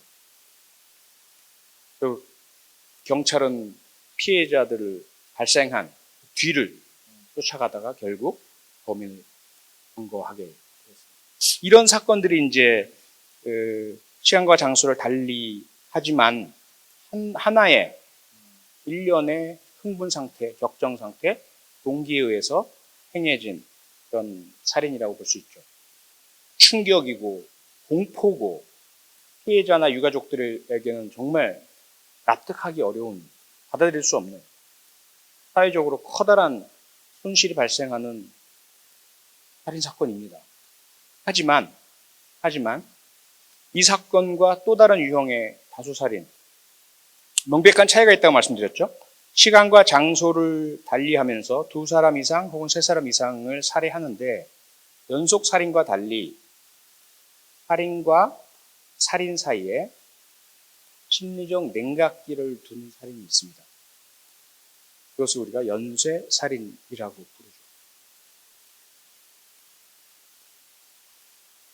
충격이고 공포고 가슴 아프고 도대체 왜 그래야 했을까라는 안타까움을 남기는 연속살인. 그런데 이 연쇄살인은 거기에 더해서 의문을 남깁니다. 도대체 왜? 그 다음에 인간이 어떻게 그럴 수가? 라는 이제 의문을 뒤에 남기는 거죠. 왜냐하면 피해자의 숫자나 범행 방법의 잔인성이야 이 사건이나 저 사건이나 개인적 살인이나 사업적 살인이나 어느 것이 더 중하다 경하다 할 수가 없습니다. 그렇죠? 사람의 생명을 고의로 탈취해 나가는 그 행위의 엄중함은 사실 경중 가릴 수가 없는 거죠. 그런데 이 연쇄살인은 그런 범행을 저지르고 그 범행에 이르게 된, 살인에 이르게 된 그것이 무엇이었던 간에 분노였건 걱정이었건 열등감이었건 무엇이었던 건 간에 그것이 싹 가라앉을 만한 그것을 이제 cooling off period, 냉각기라고 하거든요. 자동차를 운행을 한다? 그러면 정차한다? 그러면 엔진룸이 뜨겁죠. 시간이 한참 지나야 이제 식습니다. 그리고 나서 다시 엔진 시동을 하는 경우라고 보시면 돼요. 그 경우에는 이제 상당한 뭐 연료의 소비도 이루어지지만 의지가 있어야 하고 반드시 이제 시동을 켜고 자동차 운행을 하겠어라는 어떤 명백한 행위가 있는 거죠. 살인과 비교를 해봤을 때 그 이전에 우리가 살펴봤던 개인적 살인, 사업적 살인 혹은 다수살인 대부분의 경우 그 경우에 피해자의 수나 뭐 방법이나 각자의 그런 차이는 있을 수 있겠지만 어쨌든 모두 한 번의 심리적 격정, 격동이 야기한 행위들이에요. 그 순간만 예를 들어 막을 수 있었다면 그 순간만 참도록 어떤 개입이 있었다면 발생하지 않을 수도 있는 범죄라는 거죠. 그래서 더 안타까운 거죠. 그런데 연쇄살인은 좀 달라요. 많이 달라요. 살인 행위에 이르게 된 격정, 흥분, 충동 그것이 무엇이었던 건 간에 왜 형성되었던지 간에 그러한 행위를 한 이후에는 다른 살인의 경우에는 대단히 강하고 복잡한 심리적 역풍이 발생을 합니다. 모든 살인범에게. 후회 감정이 들기도 하고요. 두렵기도 하고요. 죄책감이 들기도 하죠. 그런데 연쇄살인의 경우에는 그런 범행을 저지르고 나서 그런 심리적 역풍이 불기에 충분한 시간과 심리적 여유가 발생을 했는데 이후에 또 살인을 계획하고 실현하는 거죠. 그리고 다시 심리적 냉각기를 두고 또다시 살인을 계획하고 실행합니다. 그래서 연쇄살인이 무섭고 공포스럽고 단 한 명의 연쇄살인범이 있다라고 해도 그것은 사회적 재난 상태라고 볼 수 있습니다. 그걸 검거하기 전까지는. 그리고 대부분의 경우에 거의 전부라고 봐야 되겠죠. 이런 연쇄살인의 피해자들은 불특정인입니다. 미리 정해져 있는 대상이 있는 게 아니죠. 가해자와 관계가 전혀 없어요. 그냥 아무나를 대상으로 범행을 저지릅니다. 물론 연쇄살인범마다 여성을 대상으로 하는 경우 또는 남성을 대상으로 하는 경우 어떤 특정 직업 종사자를 대상으로 하는 경우 자신의 어떤 범행의 타겟이 정해져 있는 경우들이 있긴 하겠지만 그것도 나중에 검거하고 나서야 알게 되는 것이고 그 경우에라 하더라도 그 대상자가 누구인지 어떤 사람인지를 전혀 개의치 않은 채 행하는 범행이기 때문에 불특정인이 대상이 되는 거죠. 연쇄살인은 그야말로 우리에게는 인류에게는 사실 주어진 해결해야 할 숙제입니다. 다른 살인의 경우에는 지나고 나서 알게 돼서 참 뒤늦은 후회가 들기도 하고 미리 저 사람의 문제를 알았었더라면 미리 저 사람의 문제를 찾아서 해결해 줬었더라면 하는 안타까움이 무척 많이 들게 되는데요. 연쇄살인범의 경우에는 도대체 저 사람의 문제가 무엇인지 어떻게 해야 저런 범행을 하지 않도록 사전 개입을 할 수 있는지 아직까지는 우리가 답을 찾지 못했어요. 그래서 인류의 숙제이기도 하고 재앙이고 재난이다 이렇게 말씀을 드릴 수가 있습니다. 다행스럽게도 여러분이 기억하는 연쇄살인범 누구 기억납니까? 누구 기억나요? 연쇄살인범 유영철, 또 정남규, 또 강호순, 그렇죠? 그런 연쇄살인범들은 대개 2006년까지 되겠죠. 그 이후는 우리가 기억하는 연쇄살인범 충북 청주에서 씨름 선수 출신인데 2명의 피해자를 연쇄살해한 이런 경우라든지 가끔씩 발견되긴 하지만 오래 못 가죠. 바로 검거가 되죠. 대부분은 유영철이나 정남규나 강호순처럼 10명, 20명 이를 정도까지 계속 살인을 저지르는 연쇄살인범은 아직 나타나지 않고 있습니다.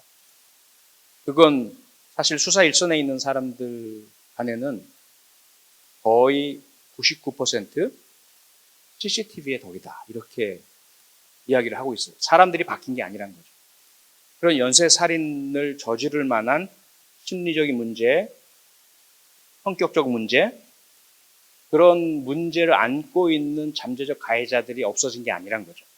그런 가해자적 요소는 여전하거나 혹은 과거보다 더 심한데 그들이 첫 살인을 저질렀을 때 과거에는 CCTV가 없는 곳에서 주로 행해졌기 때문에 검거되지 않았다고 한다면 지금은 과거보다 무척 많은 CCTV들이 설치가 되어 있어서 첫 살인을 저질렀을 때 대부분 그들이 검거됩니다.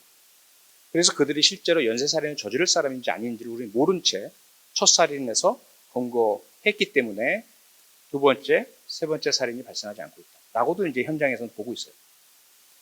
어떻게 그런 결론을 내릴 수 있을까요? 그건 앞서 살펴본 것처럼 그 살인사건이 개인적 살인이 아닌 거죠. 피해자와의 관계에서 비롯된 범행 동기, 살인 동기가 형성된 것이 아니에요. 피해자를 특정해서 일어난 살인사건이 아닌 거죠. 그 다음에 사업적 살인의 형태도 아닌 거예요. 본인은 원치 않았지만 돈이든 어떤 다른 목적 때문에 살인을 저질러야 한다라고 판단해서 저지른 살인인 경우도 아니라는 거죠. 합리적인 살인이라는 것을 가장 효과적이고 값싸고 자신의 문제를 해결할 수 있는 수단이라고 판단하기 때문에 저지른 것도 아니라는 거예요. 그 다음에 다수살인 중에서 내 인생의 마지막 행동이라고 결정을 하고 뒤를 생각하지 않은 채 저지르는 그런 다수살인, 다중살인, 연속살인도 아닌 거죠. 그런데 첫 살인을 저질렀을 때 도대체 왜 이 피해자를 살해했는지를 우리가 알 수가 없어요. 동기가 없단 말이죠. 피해자와 관계도 없어요. 원한 금품, 치정 얽히지 않았습니다. 이 살인을 통해서 해결하고자 하는 다른 문제도 없어요. 살인이 수단이 되는 경우도 아니라는 거죠.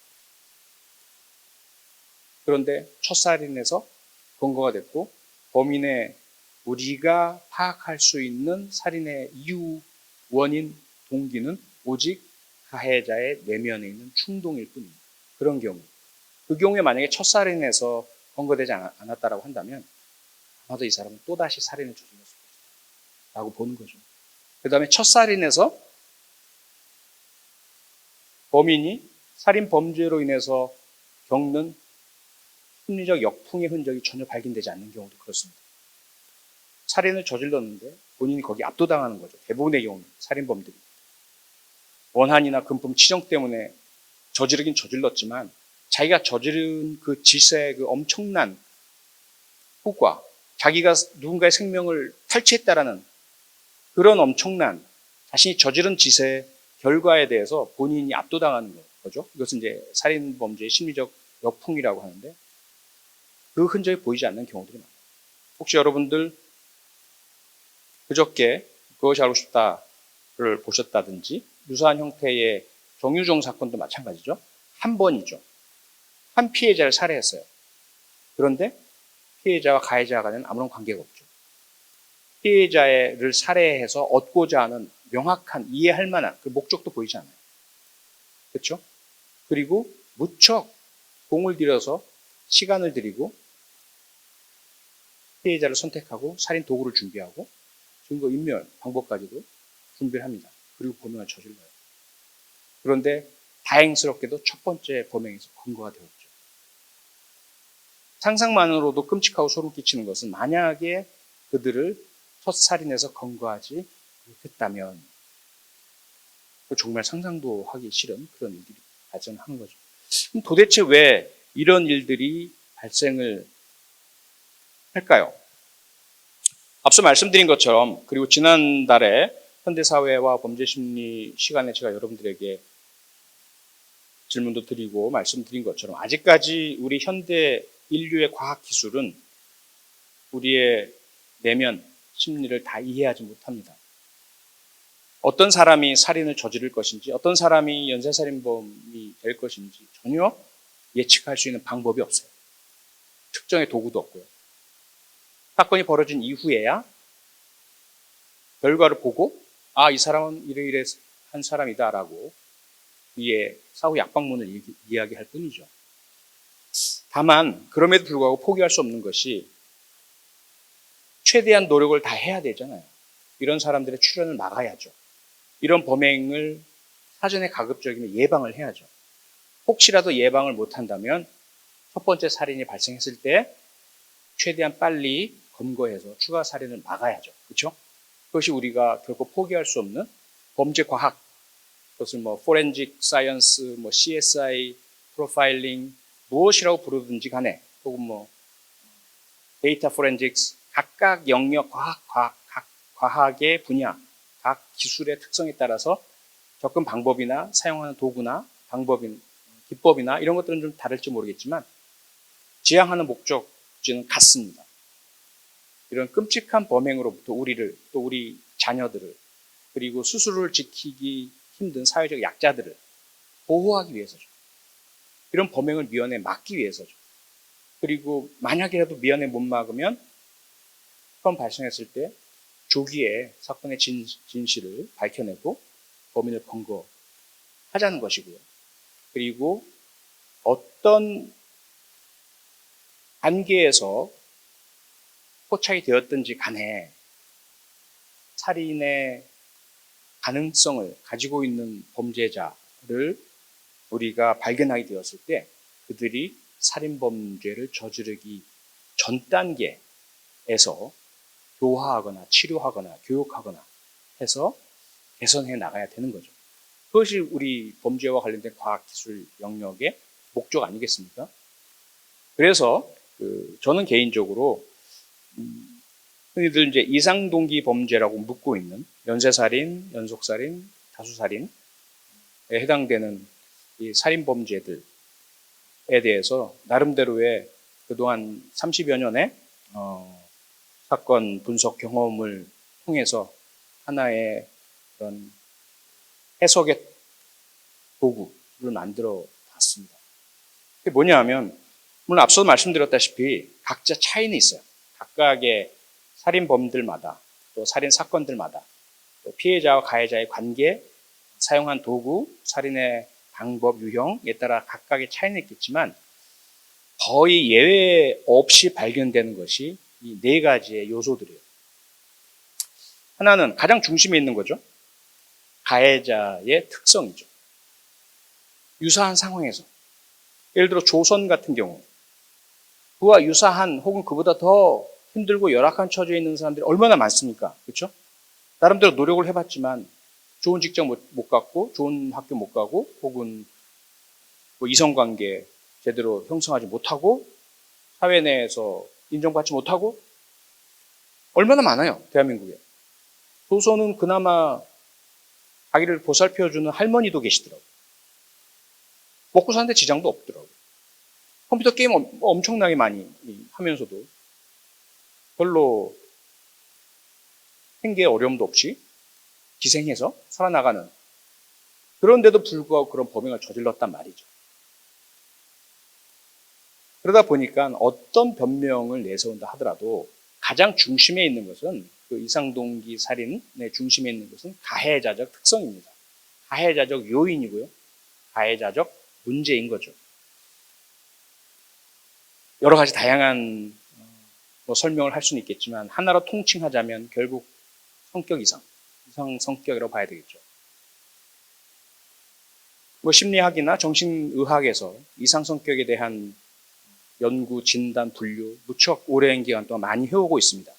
다만 우리가 뭐 골절이라든지 혹은 좌상, 뭐 열상, 혹은 뭐 암, 뭐 코로나19 이런 것처럼 명확하게 객관적으로 측정하거나 그 원인을 발견할 수 있는 그런 신체 증상 질환과 달리 이 정신 심리적인 증상의 경우에는 상당히 이 경계선 긋기가 쉽지가 않습니다.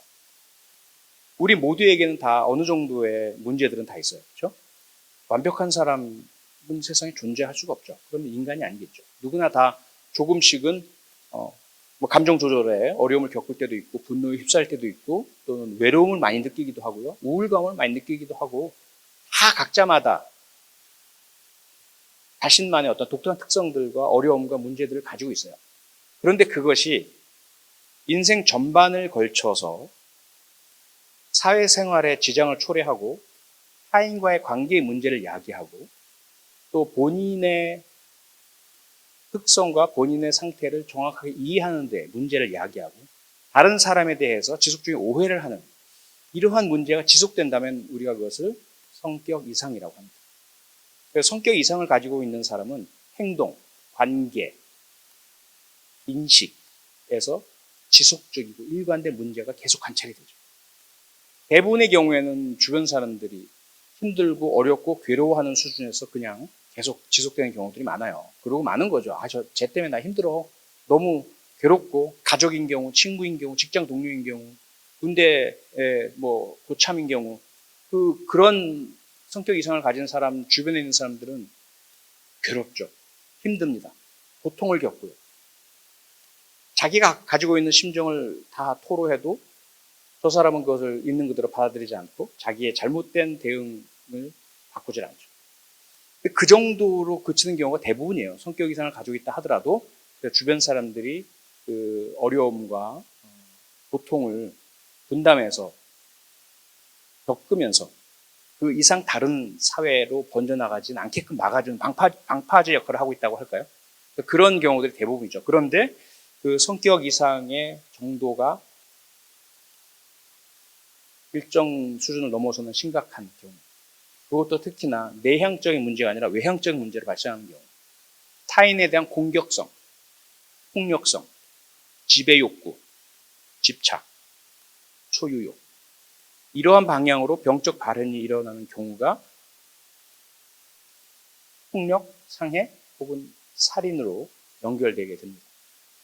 그런 사람들이 만약에 누군가와 관계를 맺게 되면 대개 관계 집착형 폭력으로 야기가 되는 거죠. 스토킹, 가정폭력, 교제폭력, 이별범죄 이런 경우가 대개 그런 이상 성격을 가지고 있는 자가 그런 문제를 몰랐던 누군가와 만나게 되고 관계가 형성되고 그 다음에는 그의 이상 성격 때문에 발생하는 견디기 힘든 어려움도 자꾸 의심하고 자꾸 나를 통제하려고 하고 자꾸 나를 소유하려고 하고 숨도 못 쉬게 만들고 수시로 자꾸 점검하려고 하고 누가 만났는지 사진 보내봐 뭐 이렇게 요구한다든지 그런 사람들의 경우가 되게 거기에 해당되죠. 그들로부터 이제 벗어나려고 할 때 더 이상 난 당신과 함께 못 있겠어. 이별하고 할래. 난 이별의 의사표시나 통보를 했을 경우에 갑자기 폭력으로 전환된다라든지 이런 경우가 이제 거기에 해당되는 거죠. 그 다음 유형이 말씀드렸던 만약에 그러한 관계나 주변에 자기와 알고 지낸 사람을 대상으로가 아니라 아예 사회 전체를 대상으로, 사람 전체를 대상으로 해서 공격을 행하겠다라고 마음먹었을 때 이들은 불특정인 대상, 폭력이나 상해나 살인이나 방화범죄를 저지르게 됩니다. 그래서 그 중심에는 이상 성격이라는 게 있어요. 참 어렵죠. 어려운 문제입니다. 그리고 그 정도가, 경계가 어디인지 명확하게 선이 그어지지 않아요. 그래서 단지 살아오면서 내 주변에 있었던 친척, 친구, 동네 아이 중에서 좀 남들과 달라 보이고, 자꾸 다른 사람들을 불편하고 힘들게 만들고, 그랬다는 이유만으로 그가 이상동기 살인범이 된다라고 단정하면 그것은 인권 침해죠. 혼무당 사람 잡는 것이고, 지나친 안정이고, 하지만 반대로 뭔가 저 사람이 가지고 있는 그 섬뜩함과 공격성과 폭력성, 특히 말 못한 어린 동물들을 학대하는 그런 행동이라든지, 좀 나이가 어린, 저항할 수 없는 어린이를 대상으로 해서 저지르는 그런 폭력 행동이라든지 이런 것들은 목격된다면 결코 방관해서는 안 되는 거죠. 그럼 반드시 누군가 책임 있는 사람들에게 이야기를 하고 그에 대해서 접근하고 왜 그러는지 알아보고 상담하고 진단하고 치료하고 교육하고, 저는 그것밖에는 방법이 없다고 생각해요.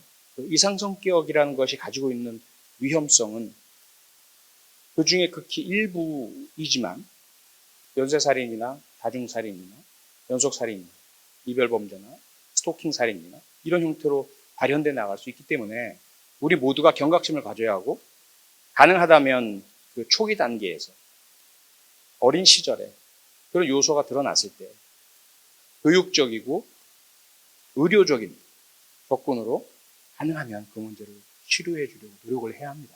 그래서 그 중심에는 이상 성격이 있어요. 여기 두 번째, 사회적 스트레스라는 것이 작용을 하죠. 저는 이제 이런 비유를 주로 많이 합니다. 이상 성격을 화약의 비유를 많이 해요. 화약이 있습니다. 그리고 그 화약이 계속 더 화약이 쌓이고 압축이 돼요. 그게 이제 이상 성격이 점점 성인이 되어 가면서 굳어지고 악화되는 경우라고 봐야 되겠죠. 연쇄살인범들의 시작 연령, 대개 20대에서 40대에서 시작이 됩니다. 각각의 경우 개인적으로 다르죠. 그러면 그들의 문제가 그런 20대, 40대에서 갑자기 없던 문제가 생겼을까요? 아니죠. 어린 시절부터 있었던 이 화약이 점점 쌓이고 축약되고 압축되면서 퍼져나갔다가 꽝 하고 터지는 것이 살인범죄의 시작이라고 저는 그렇게 생각합니다. 그래서 두 번째 요소가 중요한 거죠. 사회적 스트레스. 그렇게 이상성격이라는 화약이 가득 쟁여진 사람 중에도 평생 그렇게 주변 사람들 괴롭히며 살다가 그냥 죽는 경우들도 있어요. 살인 저지르지 않고, 이상동기 범죄 저지르지 않고, 그런 경우가 더 많죠. 그런데 그들이 만약에 조선이 그렇게 주장했던 것처럼 자꾸 사회와의 부적응 문제가 발생을 합니다. 뭔가 원하는 것이 있는데 좌절당하는 거죠. 거절당하는 거고, 대인관계, 이성관계 거절당하고, 진학 실패하고, 열등감 느끼고, 취업 실패하고, 어떤 것이다. 유영철 같은 경우는 본인이 만화가가 되고 싶다고 했는데 색약의 문제로 인해서 불가능했다고. 그림 되게 잘 그리긴 하더라고요, 실제로. 그리고 본인이 원하던 예술학교 진학에 실패하고, 이런 것들이 이제 사회적 스트레스라는 형태로 쌓이게 되는 거죠. 온보현이라는 연쇄살인범은 역시 마찬가지로 그런 기본적으로 장착한 이상 성격의 문제에다가 모친의 자살, 그리고 택시기사로 일하다가 쫓겨나가고 직업 잃고, 이러한 사회와의 부조화, 그리고 불협화음, 부적응, 이런 문제들을 겪으면서 실패, 좌절을 자꾸 경험하게 됩니다. 그게 이제 스트레스 요인으로 작용합니다. 그리고 이제 만병의 근원은 스트레스라고 이야기를 하는데, 스트레스가 가지고 있는 이 문제의 심각성은 정말 뭐 신체 질환에 있어서만이 아니라 이 정신적인 문제, 범죄의 원인 차원에서도 대단히 중요한 역할을 차지합니다. 그래서 이상 성격을 가진 자가 계속해서 이런 사회적인 스트레스를 겪게 될 때, 이제 화약을 이상 성격이라고 말씀드렸잖아요. 그러면 사회적 스트레스를 뇌관이라고 볼 수 있는 거죠. 뇌관이 이제 장착이 되게 됩니다. 그 다음에 그렇게 해서 화약에다가 뇌관이 장착된 채로 창고에 그대로 있다가 터지지 않고 나중에 폐기되거나 썩는 경우도 있겠죠. 그런데 여기에 이제 촉발 요인이라는 게 작용합니다. 트리거, 방아쇠 효과라고 이야기를 하는. 근데 이건요, 범죄가 발생하고 나서 보면 아무것도 아닌 경우들이 많아요. 어떤 경우는 앞에서 지나치던 사람이 자기를 슬쩍 쳐다봤는데 그 쳐다보는 눈빛이 기분 나빴다는 것이 촉발 요인으로 작용하는 경우도 있어요.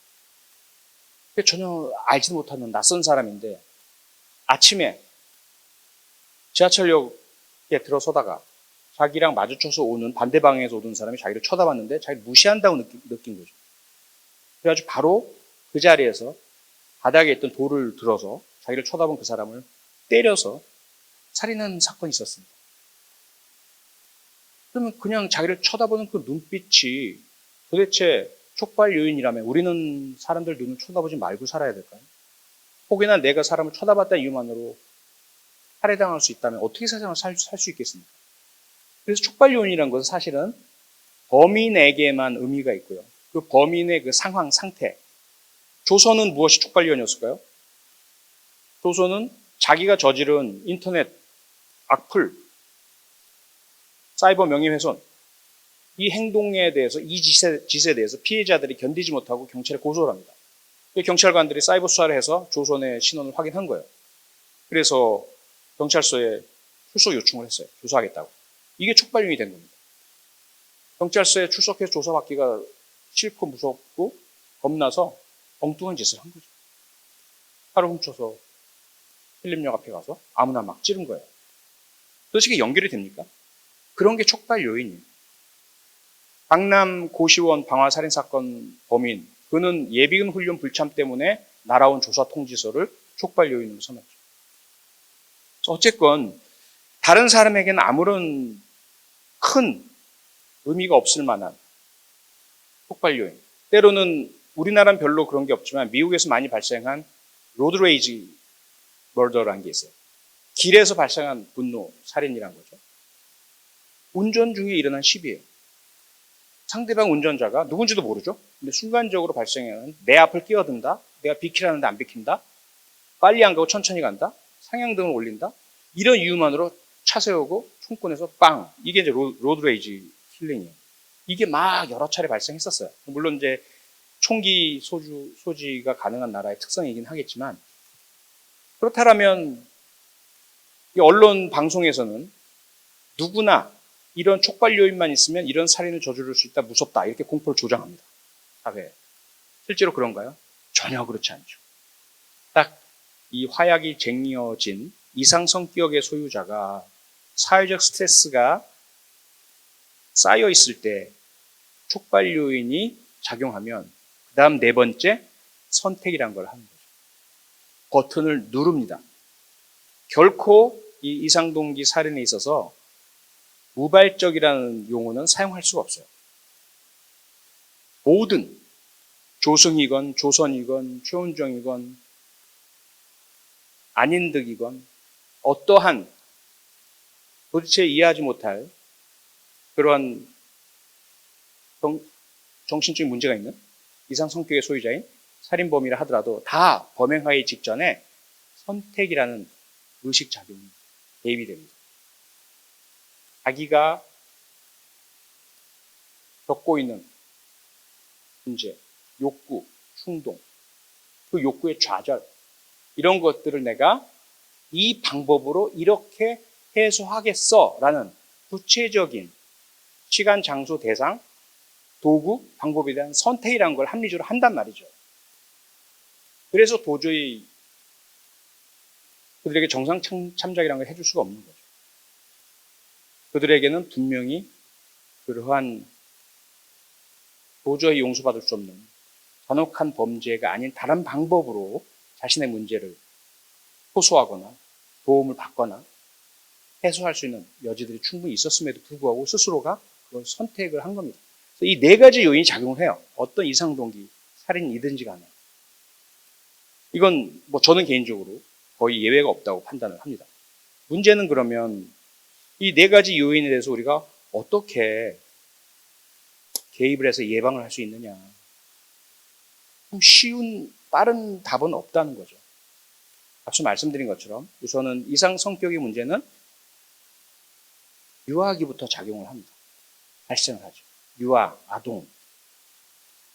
인격 형성기라고 하는 대개 12살 이전까지 그 문제는 대부분 뿌리가, 씨앗이 만들어져요.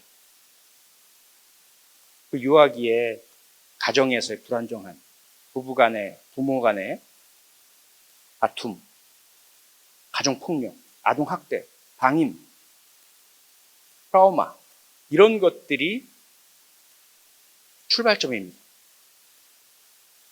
하지만 그러한 문제와 그러한 경험을, 그런 트라우마를 겪는 모든 아동들이 다 나중에 이상동기 범죄자가 되는 것은 아니죠. 그들 중에서 일부 주변의 다른 가족들에 의해서 사랑과 관심으로 또는 그 문제를 알게 된 누군가의 전문적인 개입, 치료나 교육으로 해소가 되거나 개선이 이루어지거나 관심과 노력이 투입된 경우들은 그 문제를 딛고서 혹은 그러한 어린 시절에 겪은 부정적 경험을 오히려 에너지로 삼아서 더 자신의 발전을 이룬다든지 예술적으로 승화시킨다든지 성장과 발전에 동력이 된다든지 이런 경우도 꽤 많아요. 그렇지 않은 경우 그들이 방치되고 방임된 채 어린 시절에 형성된 그 부정적인 영향과 경험들이 이상 성격으로 굳어지는 그 성장 과정들이 쭉 나중에 범행을 저지른 뒤에 이제 확인이 되죠. 사회적 스트레스는 어떨까요? 그러면 그들이 혹시라도 범죄를 저지를까봐 우리는 자기들이 노력하지 않고 또는 잘못한 행동에 대해서 계속해서 그냥 상을 주고 보상을 해줘야 할까요? 혹시 이 사람이 살인을 저지를까봐 공부도 안 했는데 100점 주고 A 학점 주고 노력도 안 했는데 직장 주고 안 그러면 이 사람은 살인할까봐 그렇게 살 수가 있습니까? 여긴 심각한 문제가 도사리고 있죠. 다른 전혀 그런 문제를 야기하지 않고 성실하게 열심히 노력한 사람들조차도 기회를 제대로 보장받지 못하고 또는 좌절하고 실패한 경우도 무척 많은데 오히려 나쁜 짓하고 이상한 행동을 했다는 이유만으로 그들이 혹시라도 살인 저지를까봐 그들에게 보상을 준다. 진학과 직업의 기회를 준다. 이건 말이 안 되잖아요. 근데 참 어려운 겁니다. 우리 사회 시스템은 엄격한 신상필벌 체제를 갖추려고 하죠. 열심히 노력하는 사람에게 공정한 기회를 보장하고 보상을 해주고 성취에 대한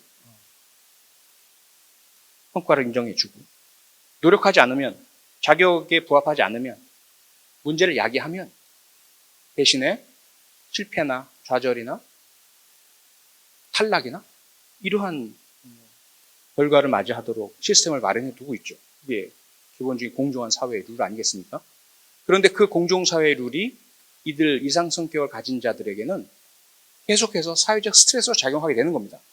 자기는 노력하지 않고 그러한 기회를 포착할 수 있는 자격을 갖추지 않은 채 누구한테나 열려 있다며 누구한테나 보장된다며 원하면 다 준다며 왜 나한테는 안 줘? 이런 이제 심리 상태를 형성하는 거죠. 그리고는 계속해서 특히 그 중에서 최근에 가장 큰 문제가 되고 있는 중에 하나는 뭐냐면 인셀 범죄라는 거. 들어보셨죠? 인셀 범죄. 비자발적인 싱글. 본인은 연인 관계도 형성하고 이성이든 동성이든 그런 로맨틱한 관계를 형성하고자 하는 욕구가 강한데 실패하는 거죠. 좌절하고 누구도 자기를 받아들여 주지 않고 그 경우에 그때 이들이 주장하는 게 똑같습니다. 왜 나한테는 그런 손길을 내밀지 않아? 왜 나를 받아들여 주지 않아? 왜 나만 거절해? 너희들 모두 내가 응징하겠어, 복수하겠어. 이러면서 벌어지는 범죄 행위들이 최근에 미국, 유럽 등에서 많아지고 있고 우리나라도 자꾸 발생을 하고 있어요. 그러한 이상 성격을 가진 자에게 사회적 스트레스가